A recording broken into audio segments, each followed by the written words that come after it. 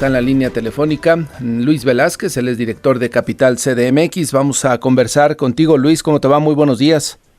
Buenos días, te saludo con gusto, estimado Martín, de tu auditorio. Oye, aprovecho para reiterarte las felicitaciones. Iniciaste la semana de festejo con tu cumpleaños, Luis. Sí, Martín, muchas gracias. Así ha sido.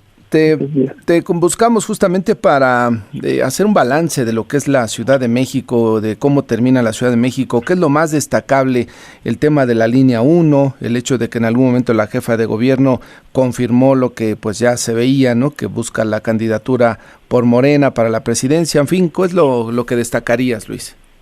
Sí, Martín, pues fíjate que este 2022 ha sido un año complejo y la jefa de gobierno creo que tiene varios frentes abiertos que han derivado en crisis sociales y políticas. La primera yo creo que fue generada por esta consulta del Programa General de Ordenamiento Territorial y el Plan de Desarrollo Urbano que, como recordarás, fracasó y generó un conflicto social ahí en Xochimilco por la falta de diálogo y se llegó incluso a este abuso de autoridad que ha sido fuerte para el gobierno de la ciudad.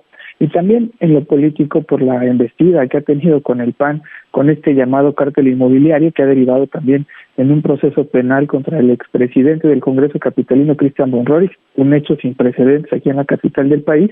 Y también ahí hay algunos ámbitos en materia de salud, como pues iniciamos con una quinta ola, estamos cerrando el año también con una ya sexta ola. La diferencia es que ahora hay muy poca transparencia en los datos, en seguridad.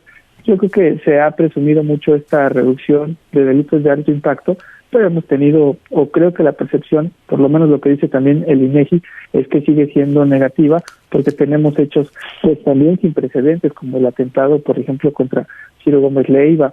En movilidad, bien lo decías, pues está colapsado el metro, ¿no? Diario representa fallas y tenemos una línea 1 que es la principal, cerrada, la línea 12 se prometió que se iba a reabrir, se mantiene también cerrada y el metro en general sigue presentando estas fallas pues sistemáticas ya, y aunque lo que sí podemos decir es que se lograron algunos transportes nuevos como el cablebús ahí en Iztapalapa o este trolebús elevado, pero sigue siendo muy afectada la movilidad ahí en general. Y en medio ambiente pues no está tampoco tan bien la evaluación en 2022 porque vimos estos hechos que nunca se habían visto en la historia, como la muerte de peces en Chapultepec, o la muerte de La Palma, y el Ahuehuete, que ahí va con muchas dificultades también.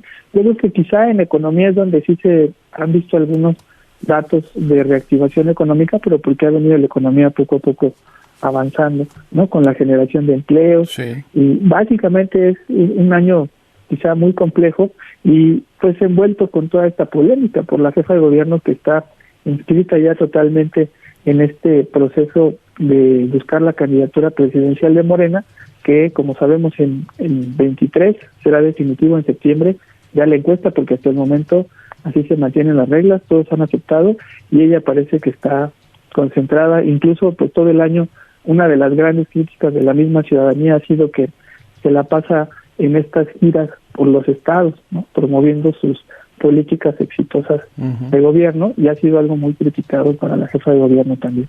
El tema de la economía, bien lo destacabas, es donde se puede decir que después de la pandemia se ha recuperado de manera importante y mucho impulsado por el sector servicios. 11.3 millones de turistas han visitado la Ciudad de México, 11.3 millones, con una derrama económica de 108,000 millones de pesos. Creo que es el factor por el cual pues se ha movido gran parte de la economía, porque impacta al comercio, impacta a los restaurantes, al mismo transporte y la movilidad. Creo que es un eje fundamental y por lo tanto debería de cuidarse con un aceleramiento de las estrategias de seguridad, que es lo que los turistas quieren, estar seguros cuando viajan a una ciudad como esta, ¿no? Sí, y vimos que se mantuvo ahí un poco regañadientes la Fórmula 1, algunos espectáculos que generan mucha derrama aquí en la capital del país, y es lo que poco a poco ha hecho que vaya mejorando un poco la economía. Se debe de mantener y sí se ha reforzado mucho también el diálogo con las cámaras empresariales, que era algo que hasta la pandemia había habido mucha fricción. Exactamente, con la oposición, algunos escarceos en su momento con la alcaldesa de Cuauhtémoc, después se encontraron la beta, hay que decirlo, encontraron el tema del cártel inmobiliario en la Benito Juárez, ¿no? Y bueno, pues a partir de ahí pues se han centrado mucho en investigar. Hace bien el gobierno de la Ciudad de México y la Fiscalía por su cuenta de estar investigando, pero hay otros asuntos pendientes que quisiéramos que le pusieran el mismo énfasis para atender, como es los feminicidios. Luis, creo que es un punto importante a atender. Sí, hay algo que es histórico, pues que casi tienen abiertos procesos, ya sea administrativos o penales, con casi todas las alcaldías de la oposición. No hay, en las conferencias que ha dado el PAN, incluso ha dicho, pues es persecución política, porque todos los que estamos aquí presentes y se presentan diputados, alcaldes, señalan, hemos tenido procesos abiertos, el proceso penal también contra Sandra Cuevas, etcétera. Sí ha sido en esa materia muy ríspida ahí la confrontación entre los alcaldes, y no se ve que se maneje con la misma vara, por ejemplo, a los alcaldes de Morena. Un ejemplo, pues lo que pasó en Xochimilco con la violencia, o otras alcaldías donde también se han denunciado actos de corrupción.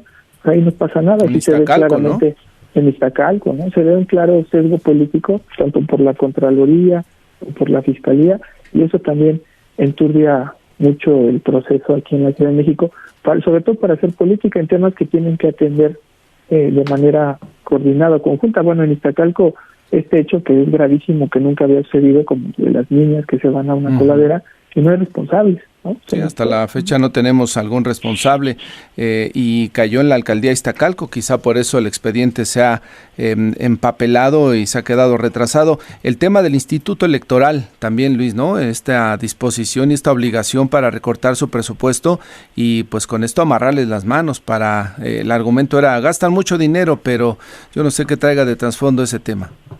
Pues traía, yo creo que ser la iniciativa de este famoso plan B del presidente Andrés Manuel López Obrador, porque inició por la Ciudad de México. Aquí se eliminaron varias áreas sustantivas del Instituto Electoral, que es básicamente lo que hace este plan B, de centralizar, reducir áreas en esta supuesta gastos tan onerosos del Instituto Electoral.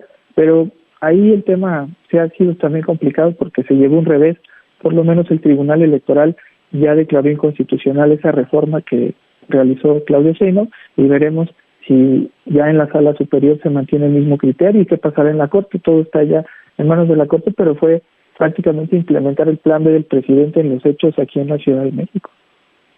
Pues Luis Velázquez, te quiero agradecer la conversación esta mañana, el análisis que nos ayudas para justamente ir valorando cómo cierra la Ciudad de México en todos estos frentes políticos, económicos y sociales. No, al contrario, gracias a ti, Martín, por hablar de este tema. Saludos y que te vaya muy bien. Gracias, igual, feliz año. Igualmente, feliz año. Luis Velázquez, director de Capital CDMX.